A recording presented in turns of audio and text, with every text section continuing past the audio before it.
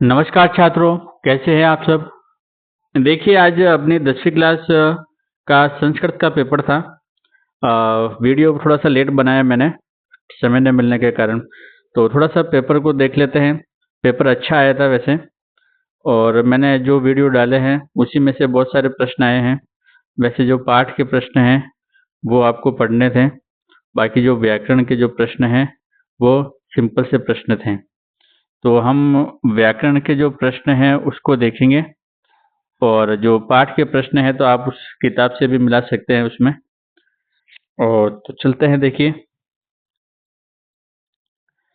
अ, प्रश्न था, उचित विकल्प चित्वा लिखतः। अवसद वाले प्रश्न देखिए कि फलः शब्दस्य द्वितीय द्वितीय एक वचन से रूप अस्ति, यानी द्वितीय विभक्ति का एक वचन रूप है। तो फलम फले फलानी, और द्वितीय विभक्ति होती है फलम फले फलानी, तो फलम एक वचन, ये आपका अराइट हो जाता फलम। ठीक है।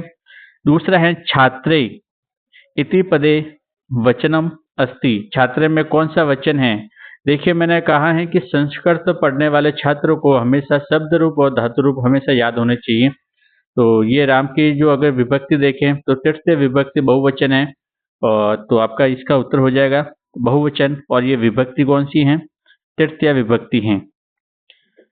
तो इसका उत्तर आपका स राइट है। पहला का अ, दूसरे का स राइट है। तीसरा प्रश्न है कि चतुर्थी विभक्ति युक्त पद, यानी इसमें से चतुर्थी विभक्ति कौन सी है। तो रामम द्वितीय विभक्ति है, रामः प्रथम विभक्ति है, रामात पंचमी विभक्ति है, और रामाय चतुर्थी विभक्ति है। तो चतुर्थी विभक्ति कौन सी है, रामाय। तो आपका स राइट होगा इसमें। आगे प्रश्न है, अहम इति पदे पुरुष अस्ति। मैंने जो शब्द रूप पढ़ा है उसमें भी आपको अच्छे से पढ़ाया था मैंने।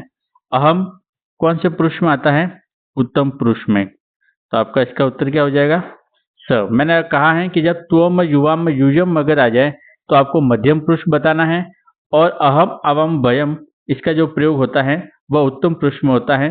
बाकी सभी के लिए अन्य पुरुष यानी प्रथम पुरुष का प्रयोग होता है।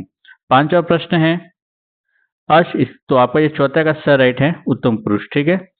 पांचवा प्रश्न है, अश्वः शीघ्र धावति इतस्मिन् पदे अव्यय अस्ति। तो अव्यय जो मैंने लिखा है उसमें से ध्यान रखना है। तो अव्यय कौन सा है, शीघ्र, शीघ्र है, ब राइट होगा। क्या हो जाएगा, ब राइट होगा, शीघ्र।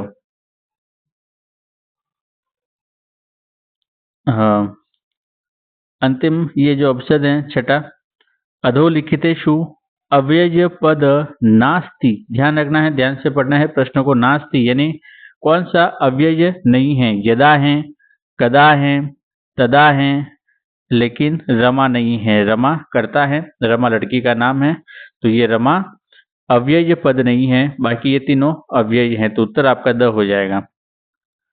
रिक्त स्थान है आगे दूसरे प्रश्न में,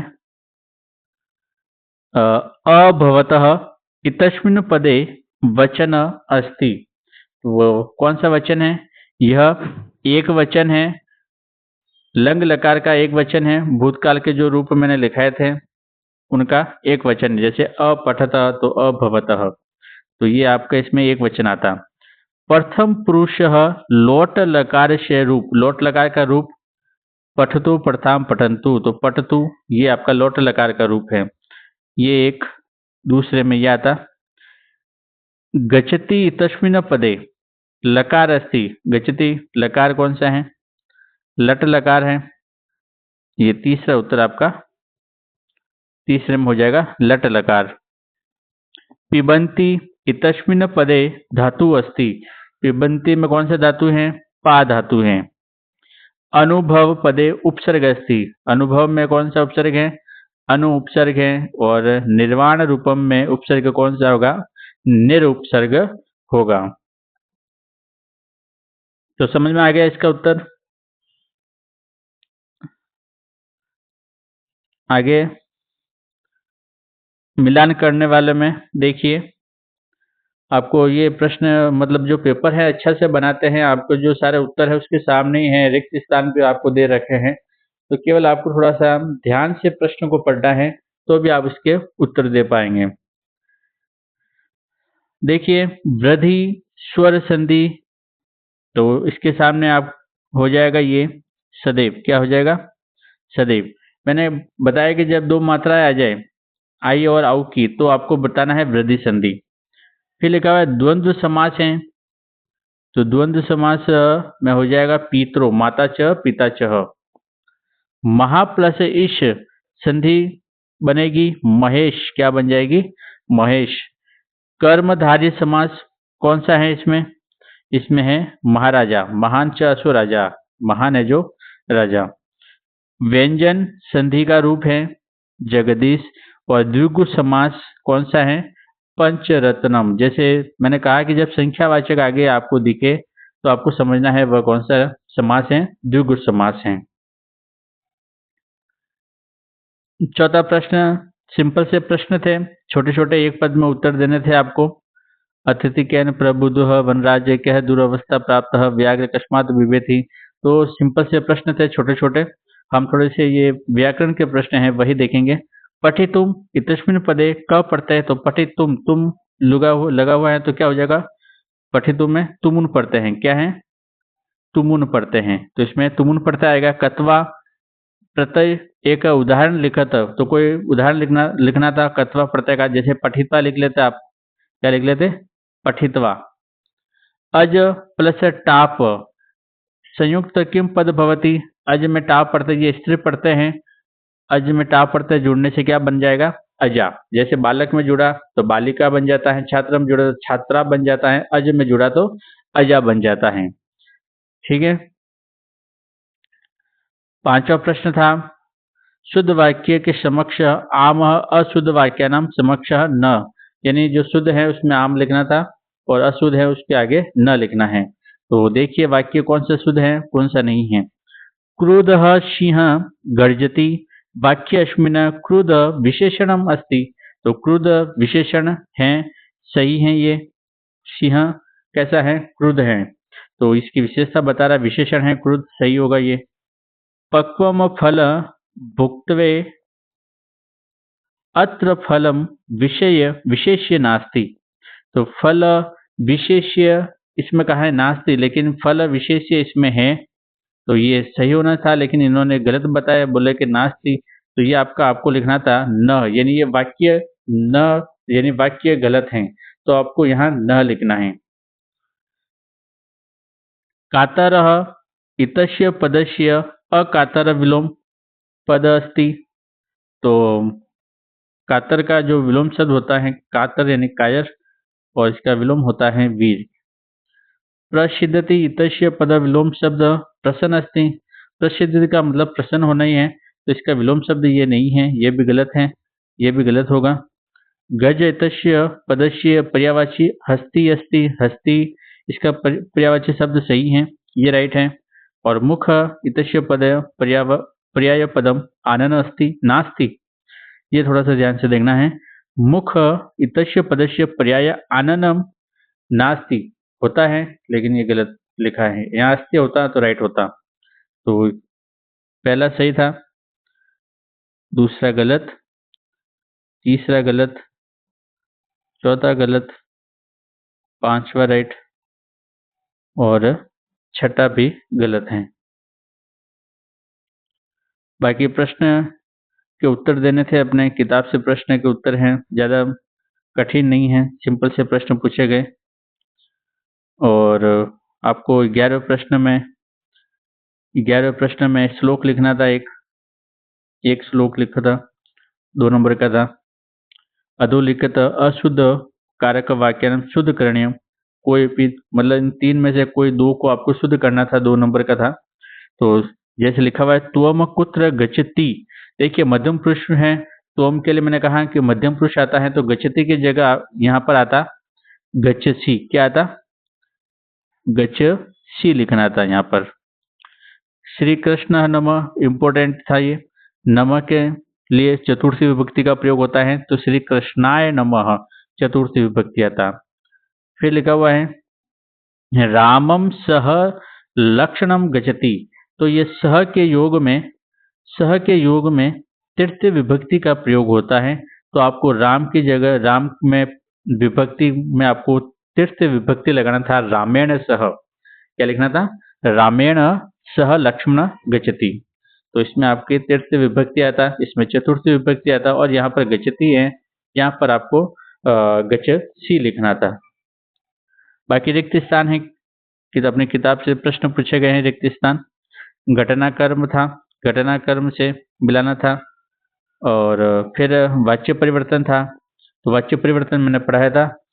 वाच्य परिवर्तन में मैंने कहा केवल 2 ट्रिक आपको बताई थी कि जब तृतीय विभक्ति है तो उसको प्रथम विभक्ति में परिवर्तन करना है, और अगर प्रथम है तो तृतीय विभक्ति में परिवर्तन करना है, और जो रूप है वह आत्मनेपदी रूप बनाते हैं उसमें।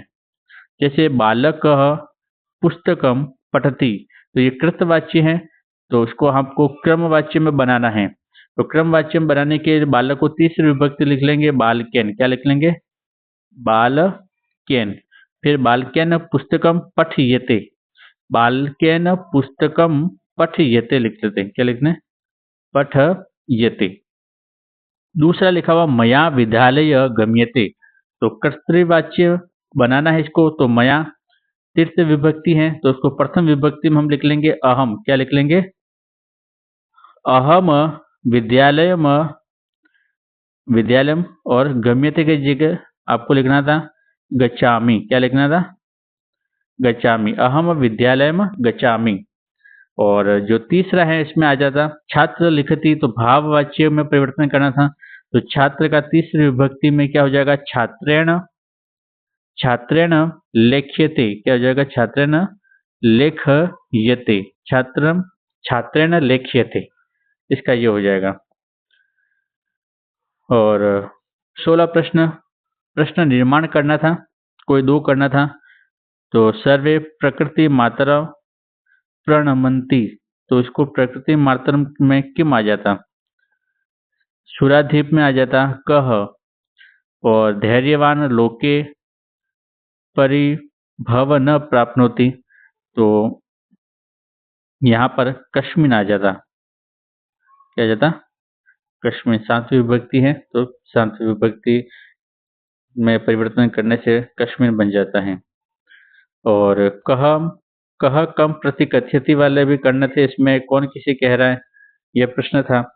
और फिर 18वें में सिंपल सा है, गद्यांश को पढ़कर उत्तर देना है। इसमें कोई इसमें समझाने वाला काम नहीं है, आपको पढ़ के आराम से उत्तर देना था। ये भी पद्यांश था, पद्यांश को भी पढ़ के देना था उत्तर इसमें, और ये उत्तर इसमें से निकाल के देना है, कोई कठिन नहीं था इसमें। फिर जो एप्लीकेशन सिंपल है अवकाश के लिए, और जन्मदिन ये पत्र था, तो प्रार्थना पत्र लिख लेते तो आसान रहता ये। और महाकवि कालिदास मैंने लिखाया है, कालिदास पर आप लिख सकते थे। संस्कृत का महत्व पर लिख सकते थे, 4-4 नंबर के थे ये। और एक और गद्यांश आया हुआ है, ये इसमें से ही प्रश्न देने थे आपको। इस प्रकार से जो पेपर है इतना कठिन नहीं था, अच्छे प्रश्न है। विशेषकर से व्याकरण के प्रश्न अगर आपको आ रहे हैं तो जो पेपर है आपका सरल बन जाता है, क्योंकि जो पुस्तक से जो प्रश्न है वो आपको उसी में से मिल जाते हैं, जो आपको पढ़े हैं तो उसमें पढ़ने के हिसाब से उसी में से प्रश्न पूछे जाते हैं। लेकिन जब आपको व्याकरण आती हैं तो इसके अलावा क्यों व्याकरण के जो एग्जाम्पल हैं वो कोई फिक्स होते नहीं है, कहीं से भी पूछ सकते हैं। तो आप उसको व्याकरण को अच्छे से पढ़ें तो ये संस्कृत का पेपर बहुत ही सरल बन जाता है। तो आज के लिए बस इतना ही। पेपर को आप थोड़ा सा देख लेना कितने नंबर बन रहे हैं, कमेंट में बताना कि आप कितने सही हुए हैं। और कोई प्रश्न अगर आपको समझ में नहीं आता है तो कमेंट में ज़रूर पूछना कि भाई ये हमें समझ में नहीं आया, तो उसका मैं उत्तर आपको बता दूंगा। ठीक है, आज के लिए बस इतना ही। और मैं सबसे आशा ये करता हूँ कि आपका अच्छा पेपर हुआ होगा, आपके अच्छे से अच्छे नंबर आएँ, और आप जो बोर्ड की तैयारी है इसी प्रकार से जारी रखें, आपके अच्छे नंबर आए। धन्यवाद।